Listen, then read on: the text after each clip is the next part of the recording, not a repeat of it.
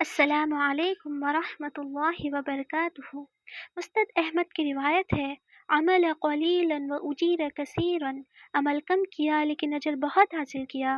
نبی صلی اللہ علیہ وسلم کی خدمت میں ایک شخص زرہ پہنے ہوئے حاضر ہوا اور عرض کیا، اے اللہ کے رسول صلی اللہ علیہ وسلم، میں پہلے جنگ میں شریک ہو جاؤں یا پہلے اسلام لاؤں؟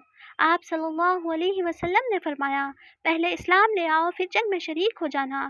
چنانچہ وہ پہلے اسلام لے آیا، پھر جنگ میں شریک ہوا، پھر شہید ہو گیا۔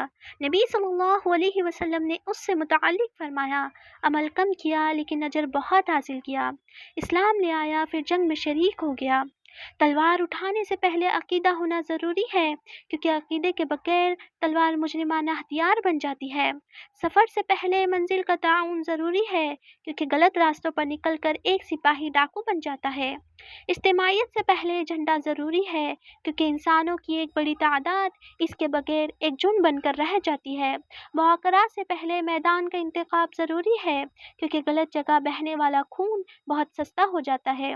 اور سب سے پہلے تو دشمن کا تعاون ضروری ہوتا ہے، کیونکہ بے وقوف لوگ بسا اوقات اپنی قوم سے ہی ٹکرا بیٹھتے ہیں اور اپنی ناک خود اپنی ہی ہاتھوں گوا بیٹھتے ہیں۔